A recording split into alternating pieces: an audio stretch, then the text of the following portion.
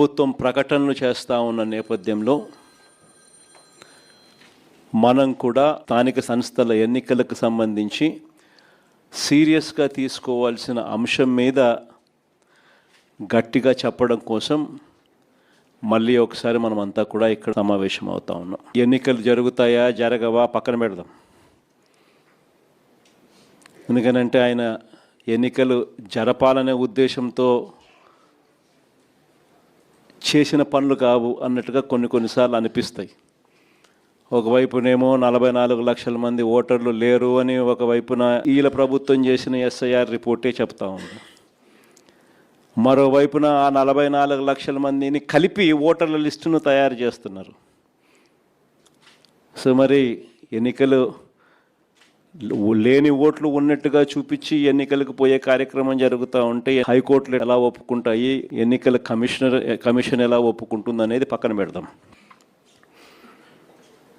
ఎందుకంటే ఒకవైపున ఓట్లు లేవని వీళ్ళే చెప్తున్నారు, మరోవైపున అవే ఓట్లతోనే వీళ్ళు ఎన్నికల ఓటర్ లిస్టు తయారు చేసి ఎన్నికలకు పోయే కార్యక్రమం చేస్తూ ఉన్నారు.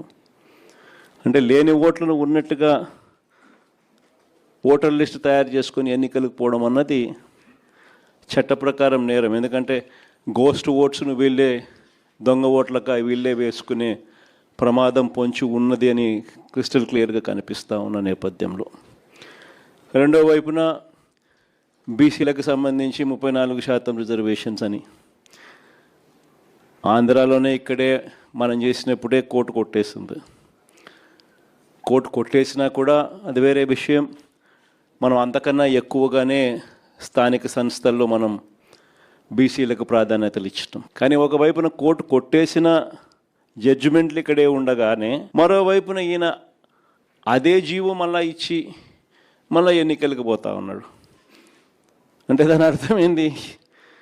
ఒక లా ఆల్రెడీ ఒకటి ఉంది, దానికి వయలేషన్, ఆ లాకు వయలేషన్ అని తెలిసి ఈయన వయలేట్ చేస్తూ ఎన్నికలకు షెడ్యూల్ ఇచ్చినాడు. అంటే కోర్టులు ఆటోమేటిక్లీ ఇంటర్వ్యూన్ అవుతాయి, ఆటోమేటిక్లీ కోర్టులు తనను తప్పులు పడతాయి, ఆటోమేటిక్లీ ఎలక్షన్స్ ఇది లేకుండా ఇది సరిదిద్దుకొని చేయాలి అని చెప్పి గట్టిగా చెబుతుంది అని కూడా ఆయన ఇచ్చినాడు. కాబట్టి ఈయన ఉద్దేశం అసలు ఎలక్షన్ జరుపుతాడా జరపడా అనేది ఒక క్వశ్చన్ మార్క్ ఏరియాగా ఉంది. అసలు ఎన్నికలు నిజంగా జరపాలని చంద్రబాబు నాయుడు ఉన్నాడా, ఎన్నికలు జరపకూడదని చంద్రబాబు నాయుడు ఉన్నాడా అనేది ఒక నిజంగానే ఒక క్వశ్చన్ మార్క్ ఏరియాగానే ఉంది. సరే, అది పక్కన పెడదాం. ఎన్నికలు జరుగుతాయనే అనుకొని ముందుకు పోదాం. మనం ఎన్నికలు జరుగుతాయని వాళ్ళు చేస్తూ ఉన్న ప్రకటనల మేరకే మనం కూడా సన్నద్ధంగా ముందుకు పోయే కార్యక్రమం చేయాల్సిన అవసరం ఉన్న పరిస్థితిలో మనం అడుగులు ముందుకు వేస్తూ ఉన్నాం. ఇలాంటి నేపథ్యంలో మన పార్టీ సన్నద్ధత ఒక మంచి ఏం జరిగింది అని అంటే, ఈ దాదాపుగా ఈ 2.5 సంవత్సరం, దాదాపుగా ఈ 30 నెలలు, మార్చి 16న ఎన్నికల కోడ్ 2024 ఎన్నికల కోడ్ వచ్చింది. ఆ రోజు నుంచి ఈ రోజు దాకా చూసుకుంటే దాదాపుగా 30 నెలలు. ఈ 30 నెలల కాలంలో మనం ప్రతిపక్షంలో ఉన్నా కూడా పార్టీని గ్రామస్థాయి దాకా కూడా బలంగా తీసుకొని పోగలిగినాం. మొట్టమొదటిసారిగా ఒక ఆర్గనైజ్ స్ట్రక్చర్ లేకి గ్రామ స్థాయి నుంచి డివిజన్ స్థాయి వరకు, మున్సిపాలిటీలో అయితే వార్డులు, గ్రామంలో ఉన్న వార్డు స్థాయి దాకా కూడా పార్టీ బలంగా నిర్మించగలిగినాం. మొట్టమొదటిసారిగా గ్రామంలోనే అనుబంధ విభాగాలు పెట్టడం, గ్రామ కమిటీలు వేయడం. సిమిలర్లీ సేమ్ థింగ్ మున్సిపాలిటీస్లో అయితే వార్డులలో కూడా అదే మాదిరిగా చేసినాం. అంత పటిష్ట స్థాయి నాయకత్వం గ్రామ స్థాయి దాకా తీసుకొని పోయి అక్కడ కూడా కమిటీలు వేసి పార్టీ సన్నద్ధంగా పెట్టాం. ఇది ఒక మంచి కార్యక్రమం. మనం ప్రతిపక్షంలో ఉండగా ఈ 2.5 సంవత్సరాల్లో మనం చేయగలిగినాం దేవుని దయతో. ఇలాంటి నేపథ్యంలో ఎన్నికలు జరుగుతూ ఉన్నాయి. ఒకవైపునేమో చంద్రబాబు నాయుడు గారి ఈ 2.5 సంవత్సరం పరిపాలన కనిపిస్తూ ఉంది. ఈ 2.5 సంవత్సర కాలం పరిపాలనలో మనమంతా కూడా చూస్తూనే ఉన్నాం. ప్రతి ఇంట్లో కూడా ఈరోజు ఒక చర్చ అనే దానికి ఈ 2.5 సంవత్సరం చంద్రబాబు నాయుడు గారి పరిపాలన, ప్రతి ఇంట్లో చర్చ జరగడానికి చంద్రబాబు నాయుడు గారి పరిపాలన ఒక ఊతం ఇచ్చింది. చంద్రబాబు నాయుడు గారి 2.5 సంవత్సరం పరిపాలన ఎలా ఉంది, అంతకుముందు 5 సంవత్సరాల మన పరిపాలన ఎలా ఉంది అన్నది ప్రతి ఇంట్లో కూడా ఇవాళకి కంపారిజన్ చేయడము, చర్చ జరగడం అన్నది ప్రస్ఫుటంగా మనకే కనిపిస్తూ ఉంది. ఆ 5 సంవత్సరాల మన పరిపాలనలో మేనిఫెస్టో అన్నది ఎంత పవిత్రంగా మనం తీసుకున్నాం. మొట్టమొదటిసారిగా రాష్ట్ర చరిత్రలో ఎప్పుడు జరగని విధంగా ఏ రకంగా ఒక మేనిఫెస్టోను ఒక ఖురాన్గా, ఒక బైబిల్గా, ఒక భగవద్గీతగా భావించిన ప్రభుత్వం ఏకంగా 99% ఆ హామీలన్నీ కూడా అమలు చేసి ప్రతి ఇంటికి కూడా ప్రతి 50 ఇళ్లకు ఒక వాలంటీర్ని పెట్టి ప్రతి గ్రామంలోనే ఆ గ్రామంలోనే చదువుకున్న పిల్లలకు అక్కడే చిరునవ్వుతోనే ఉద్యోగం చేస్తూ అక్కడే గ్రామ స్థాయిలోనే కనిపించే విధంగా గ్రామ సచివాలయాలు తీసుకొచ్చి ఏ రకంగా పారదర్శకతకు అద్దం పట్టగలిగామో,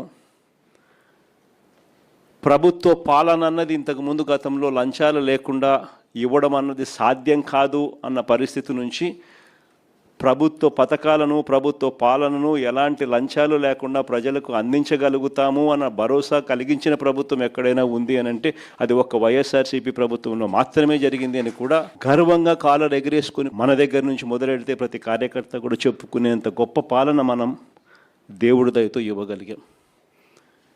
మొట్టమొదటిసారిగా ఎన్నికలలో ఒక మాట చెబితే, ఒక మేనిఫెస్టోలో ఆ పదాలు పెడితే, మేనిఫెస్టోలో పలాని స్కీములు ఇస్తామని చెబితే మొట్టమొదటిసారిగా ఆ మేనిఫెస్టోలో చెప్పిన ఆ స్కీములు డస్ట్బిన్లకు పరిమితం కాకుండా, చెత్తబుట్టలకు పరిమితం కాకుండా ఏకంగా అసెంబ్లీ సమావేశాలు జరిగేటప్పుడే, బడ్జెట్ సమావేశాలు జరిగేటప్పుడే ఒక షెడ్యూల్ ఇచ్చి పలాని నెలలో పలాని స్కీమ్ అమలవుతుందని చెప్పి ఆ షెడ్యూల్ తప్పకుండా ఆ నెలలో బటన్ నొక్కి ఆ స్కీమ్ ప్రతి ఇంటికి కూడా చేర్చిన ఘనత ఎక్కడైనా జరిగింది అని అంటే, అలాంటి పాలన ఎప్పుడైనా జరిగింది అని అంటే అది కూడా ఒక వైఎస్ఆర్సీపీ ప్రభుత్వ హయాంలో మాత్రమే జరిగిందని కూడా గర్వంగా చెప్పగలుగుతాం.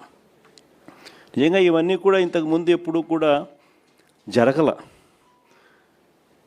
కళ్ళ ఎదుటే కనిపిస్తూ ఉన్న సంస్కరణలు ఇవన్నీ కూడా.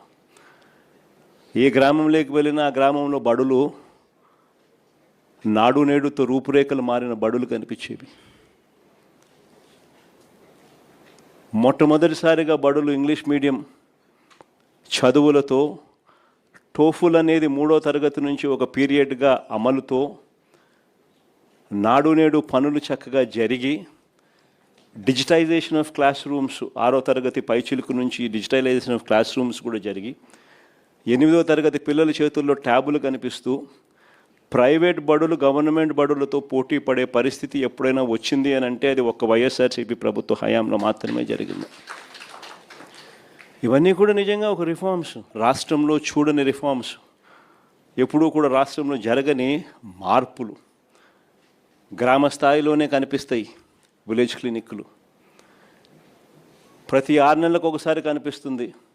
ఆ రోజుల్లో గ్రామ విలేజ్ క్లినిక్స్లోనే హెల్త్ క్యాంపులు, గ్రామ స్థాయిలోనే కనిపిస్తుంది ఫ్యామిలీ డాక్టర్ కాన్సెప్ట్లు, ఆరోగ్యశ్రీ పరిధి పెంచిన పరిస్థితులు, 1000 ప్రొసీజర్లను ఏకంగా 3300 ప్రొసీజర్లకు పెంచి 25 లక్షల దాకా పేదలకు ఉచితంగా వైద్యం అందించి, నాడు నేడుతో గవర్నమెంట్ హాస్పిటల్స్ అన్ని రూపురేఖలు మారి 0 వేకెన్సీ పాలసీ తీసుకొని వచ్చి గవర్నమెంట్ హాస్పిటళ్లలో స్పెషలిస్ట్ డాక్టర్లు లేని కొరత అన్నది ఆంధ్రప్రదేశ్లో కేవలం 4% మాత్రమే తీసుకొచ్చిన ఘనత.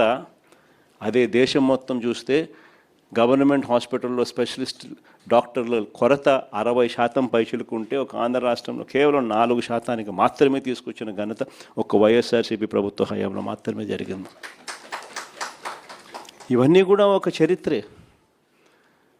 కళ్ళ ఎదుటే ఏ పంటకు గిట్టుబాటు ధర రాక రైతులందరూ రోడ్డెక్కుతా ఉన్న ఈ 2.5 సంవత్సర పరిపాలన ఒకవైపున మనం చూస్తూ ఉండగా, 5 సంవత్సరాల మన పరిపాలనలో ఏ రైతు రోడ్డెక్కాల్సిన అవసరం లేకుండానే గ్రామ స్థాయిలోనే ఓ ఆర్బీకి, అందులో ఒక అగ్రికల్చర్ గ్రాడ్యుయేటు, రైతును చెయ్యి పట్టుకుని నడిపించే ఆర్బీకే వ్యవస్థ ప్రతి ఎకరా ఈ క్రాపు, రైతులకు ఉచిత పంటల బీమా ఆ ఈ క్రాప్తో ముడిపెట్టి ప్రతి ఆర్బీకే పరిధిలోనూ కూడా ఒక పోస్టర్, ఆ పోస్టర్లో గిట్టుబాటు ధరలు నిర్దేశించి ప్రింట్ కొట్టి పెట్టడం, ఏ పంటకు ఏ గ్రామంలో ఆ గిట్టుబాటు ధర రాకపోయినా కూడా వెంటనే ఆర్బీకే పరిధిలో ఉన్న ఆ ఆర్బీకే అసిస్టెంట్ సీఎం యాప్ అని continuous monitoring of agricultural price and procurement అని యాక్టివేట్ చేయడం, జాయింట్ కలెక్టర్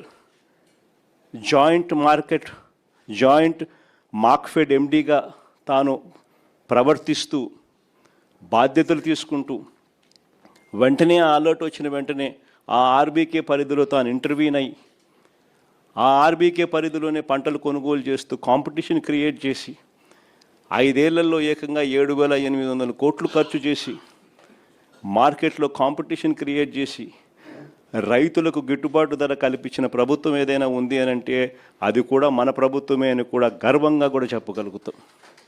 ఇవన్నీ కూడా రూపురేఖలు మార్చే సంస్కరణలు, కళ్ళ ఎదుటే ప్రతి గ్రామంలోనూ కనిపిస్తూ ఉన్న సంస్కరణలు. సుపరిపాలన అయితేనేమి, మహిళా సాధికారత అయితేనేమి, స్కూల్స్ అయితేనేమి, విద్య అయితేనేమి, వైద్యం అయితేనేమి, ఇవన్నీ కూడా ఎప్పుడు జరగని విషయాలు. కళ్ళెదుటే రాష్ట్రంలో 17 కొత్త మెడికల్ కాలేజీలు, కళ్ళెదుటే రాష్ట్రంలో కొత్తగా 4 పోర్ట్లు, కళ్ళెదుటే రాష్ట్రంలో కొత్తగా 10 ఫిషింగ్ హార్బర్లు, కళ్ళెదుటే కొత్తగా కర్నూలులో కొత్త ఎయిర్పోర్టు, కడపలో కొత్త ఎయిర్పోర్టు, విశాఖపట్నంలో ఇంకొక కొత్త ఎయిర్పోర్టు కళ్ళెదుటే కనిపిస్తూ ఉన్నాయి. ఇవన్నీ కూడా శ్రీకాకుళం లాంటి మారుమూల జిల్లాలలో మొట్టమొదటిసారిగా డయాలసిస్కు వైద్యం చేసిన ప్రభుత్వం ఏదైనా ఉందని అంటే అది ఒక వైఎస్ఆర్సీపీ ప్రభుత్వ హయామే. సర్ఫేస్ ట్రాన్స్పోర్ట్ వాటర్ ఏకంగా 600 కోట్లు ఖర్చు చేసి సర్ఫేస్ వాటర్ను తీసుకొచ్చి శ్రీకాకుళంలో ఆ ప్రాంతాన్ని సస్యశ్యామలం చేస్తూ తాగడానికి ఆ సర్ఫేస్ వాటర్ ఇచ్చి డయాలసిస్ ప్రాబ్లంకు పర్మనెంట్ సొల్యూషన్ ఇచ్చి డయాలసిస్కు ఒక రీసెర్చ్ ల్యాబొరేటరీ తీసుకొని వచ్చి రీసెర్చ్ ల్యాబొరేటరీ హాస్పిటల్ తీసుకొని వచ్చి ఇవన్నీ ఎప్పుడు జరగల. ఇంతగా ఒక సమస్యల మీద ధ్యాస పెట్టి ఆ సమస్యలకు పరిష్కారం వెతుకుతూ సొల్యూషన్స్ ఇచ్చిన ప్రభుత్వం దేశ చరిత్రలో బహుశా ఏదైనా ఉందో లేదో నాకైతే తెలియదు, కానీ ఆంధ్ర రాష్ట్రంలో మాత్రం ఒక వైఎస్ఆర్సీపీ ప్రభుత్వం మాత్రమే చేసిందని మాత్రం గర్వంగా చెప్పగలుగుతాం. ఇలాంటి 5 సంవత్సరాల మన పరిపాలన, మరోవైపున చంద్రబాబు నాయుడు గారి 2.5 సంవత్సర పరిపాలన. చంద్రబాబు నాయుడు గారు అన్న మాటలప్పట్లో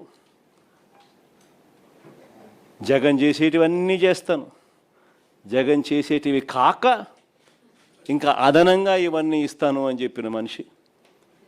మనం చెప్పిన ప్రతి పథకము కూడా, మనం చేసేటివన్నీ కూడా ఆయన 3 ఎక్కువ చేస్తానన్నాడు. మనం అమ్మఒడి 15,000 ఇస్తామంటే ఆయన ఇంట్లో ఎంతమంది పిల్లలు ఉంటే అంతమందికి 15,000 అన్నాడు. ఏ ఇంటికి పోయినా కానీ ఆయన కార్యకర్తలు ప్రతి ఇంటికి వెళ్ళి ఒక బాండ్ ఇచ్చేవాళ్ళు, ఆ బాండ్ల మీద సంతకం పెట్టేవాళ్ళు, ఆ బాండ్ల మీద వీళ్ళిద్దరు ఫోటోలు ఉండేటివి. నేను పవన్ కళ్యాణ్ ఇద్దరం మేము ప్రమాణం చేసి చెప్తా ఉన్నాము, ఇవన్నీ మీకు అందరికీ వర్తిస్తాయి.